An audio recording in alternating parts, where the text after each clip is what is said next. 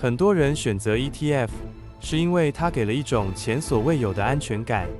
你想买入全台湾最强的50家公司，点一下手机就好。当你觉得风向不对想逃跑时，再点一下，几秒钟内资金就能变现。这种极致的便利，让我们产生了一种幻觉，我们认为 ETF 的流动性是无限的。但事实是，你手里的 ETF 其实是一座虚拟的桥梁，它连接了2个完全不同的世界。第一层是你在 App 上看到的2级市场，这里散户云集，交易看似热络。金融学上有一个经典的警告，叫做电影院失火。平时每个人都能优雅地进出电影院，可一旦有人大喊失火了，所有人会同时冲向出口。决定你能不能活下来的，不是电影院的大厅有多宽敞，而是那个出口到底有多窄。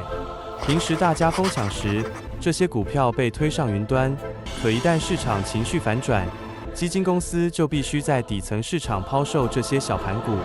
那一刻，你以为能随时变现的资产，会变成一张无法兑现的空头支票。今天带你来了解 ETF 的结构性风险，了解前麻烦先订阅、分享、开启小铃铛，才能分享让更多人看到。既然知道了门很窄，那我们就问，平时到底是谁在把这扇门挤爆的？你以为是隔壁的老王，或是隔壁桌的小资族吗？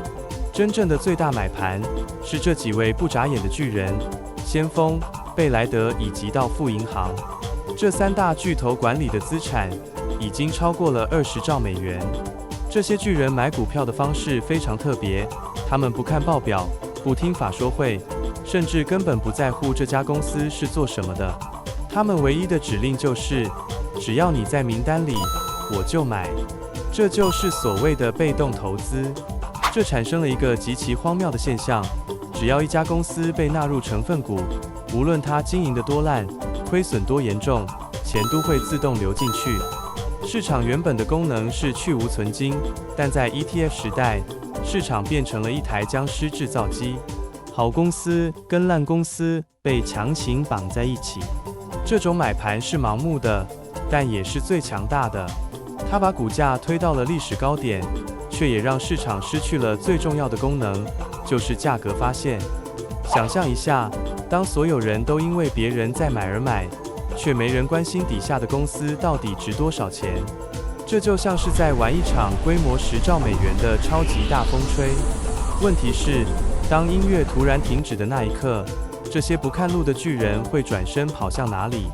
既然大家都蒙着眼狂奔，那这场大风吹到底会怎么结束？让我们来模拟一场真实的 ETF 崩溃演习。灾难的起点通常只是一颗小石子，可能是一次地缘政治冲突，或是某家龙头企业的财报暴雷。第一批察觉不对劲的人开始撤离。当 ETF 出现卖压，它的市价会开始跌破净值，这就是所谓的折价。这时候，市场上的造市商会进场套利，他们买入便宜的 ETF， 然后去市场上放空或卖出底下的成分股。关键点来了，当成分股被抛售，股价下跌，导致 ETF 的净值进一步缩水，这触发了量化基金的止损指令。程式码是不讲感情的，成千上万的电脑在同一微秒发出卖单。这一刻，市场已经没有人在看好或看坏，只有机器在执行。散户看着手机，发现原本稳健的0050或 S&P 500 ETF 竟然像迷因币一样崩跌，恐慌蔓延，大家疯狂点击卖出。这就是最可怕的负向循环。0050被卖，迫使成分股被卖，指数在跌，触发更多0050卖单。在这场踩踏中，即便你的公司基本面再好也没用，因为你是成分股，你就像是被绑在沉船上的乘客，只能跟着整艘船一起沉入海底。这种崩溃不需要逻辑，它只需要速度。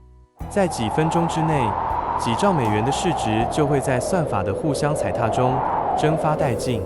听完刚才的崩溃模拟，你可能想问，既然 ETF 这么危险，为什么巴菲特还敢打赌他会赢？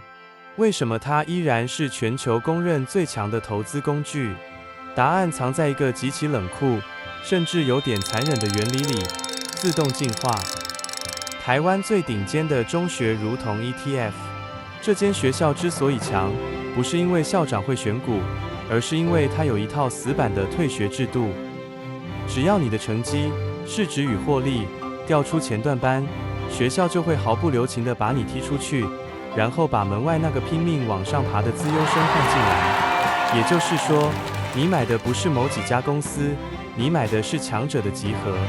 个股会倒闭，会衰退，但强者的群体永远都在。第二个赢的关键是成本的降维打击。主动型基金经理人每年收你2%的管理费，而 ETF 只收你0.2%。别小看这1.8%的差距，在复利的魔法下，30年后，这点小钱会变成你账户里30%到40%的财富。最重要的一点 ，ETF 买的是人类的文明。只要科技在进步，人类还想过更好的生活，企业的利润长期就会向上成长。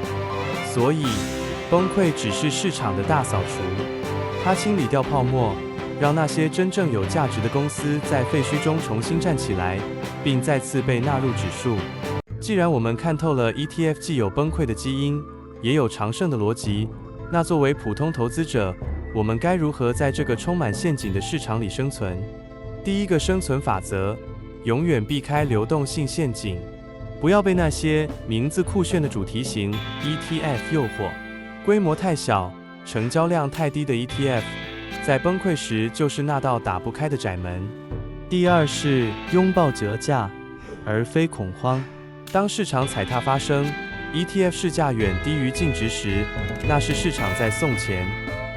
如果你相信人类文明不会灭亡，那一刻你该做的不是卖出，而是关掉荧幕。